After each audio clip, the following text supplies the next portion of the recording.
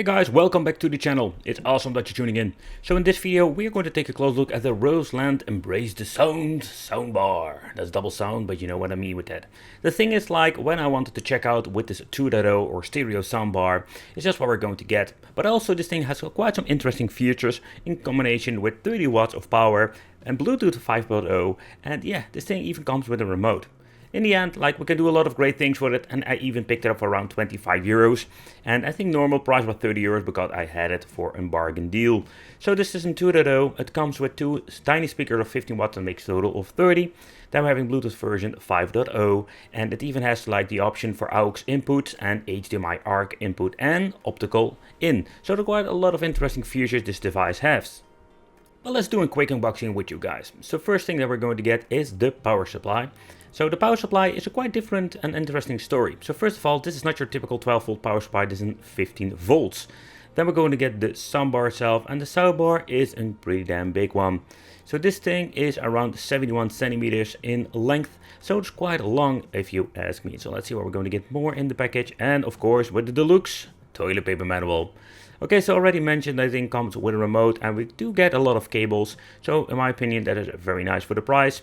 It comes with this weird looking Android box, remote control, and of course the HDMI cable for the ARC input function. Alright, so let's take a close look at the power supply. It even comes with some batteries, so that's very nice.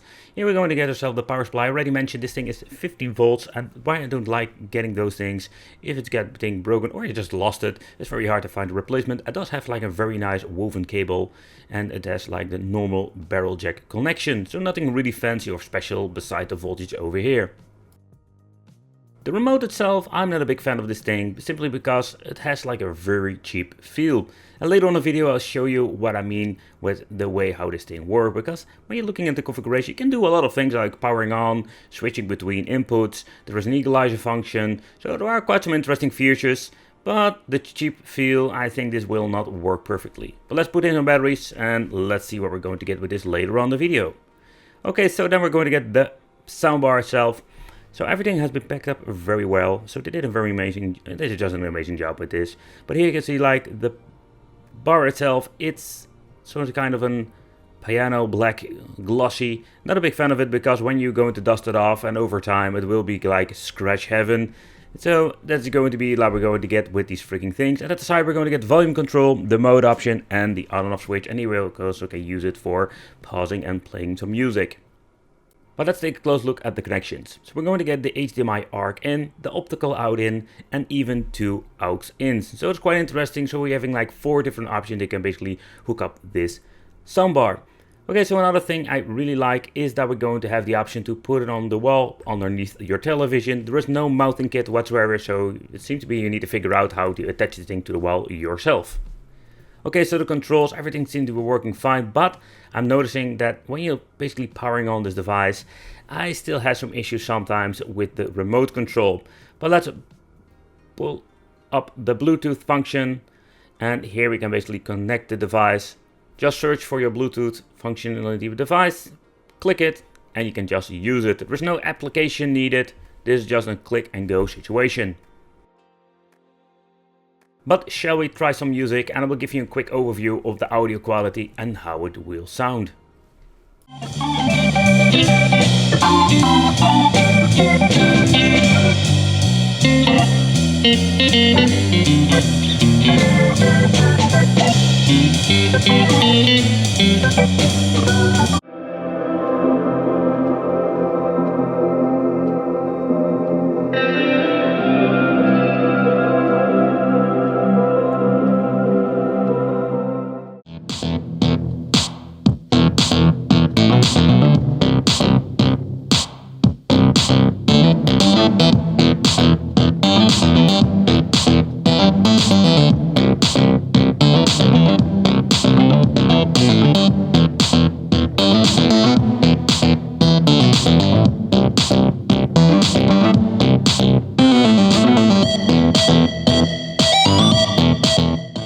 how about the equalizer? My personal experience is not really positive. It's cool that we have an equalizer function because we don't have a lot of Bluetooth speakers that has this option, but when you're looking at what you can do with it, it is not great at all, because when you're putting some, let's say equalizer functions on, it will sound completely rubbish. There is no mid or no high, or it's completely overkill of bass, and with 30 watts, that is not a good thing.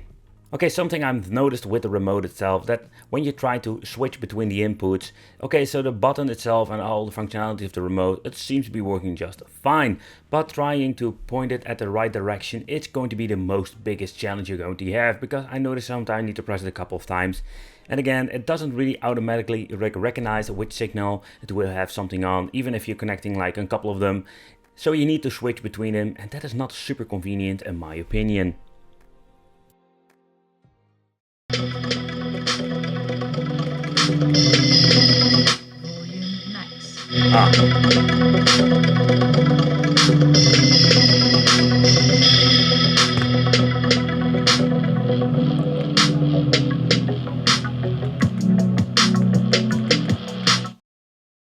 Alright, so the audio quality itself over the aux is not bad at all. Sometimes I have this idea with Bluetooth speakers that the Bluetooth functionality is better for quality when it comes to the audio than with the aux, but don't have this issue with this soundbar.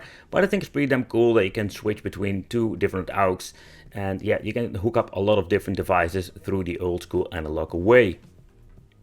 Another function I wanted to try out is the Optical In, because this is an option you don't see very often nowadays with newer generation systems. So I grabbed myself the PlayStation 3, so let's configure it. Let's say to my PlayStation 3 you need to send the audio through the optical out signal, and let's see how this will work with the PlayStation 3 and how the audio quality is then. Oh, I messed it up.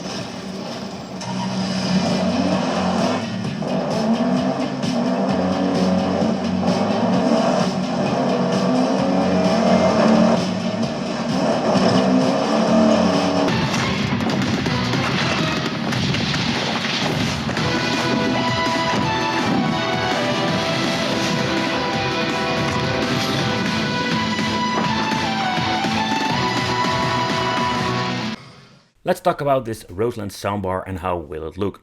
So here in the picture I'm using a 27-inch monitor, and if you're going to use a 32-inch, the soundbar looks kind of huge. But when you're going to use it with a 55-inch or let's say bigger, the Roseland soundbar looks kind of small, and I think it's not a very cool thing to have underneath your television.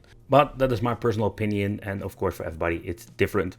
Another thing I want to talk about again is the freaking remote. It's cool that you're going to get a remote for this, let's say 25-ish, 30 euro you're paying for in the soundbar, but the functionality is not good. And I mean, like when you need to point it at it, and I need to press the volume button a couple of times because otherwise I wouldn't recognize it. Personally, it was not a great experience, and the remote, in my opinion, it's not really a very cool thing to have. Yeah, it's easy to power it on and off, and that's it. Okay, so in overall the quality, it's not really bad, especially for the money you're paying for it, but take consideration depending what kind of television you're having, how good and how big is this upgrade for you, because the audio out of it is quite loud and it's quite good, but if you're having like a very premium nice television, it will not be a big upgrade.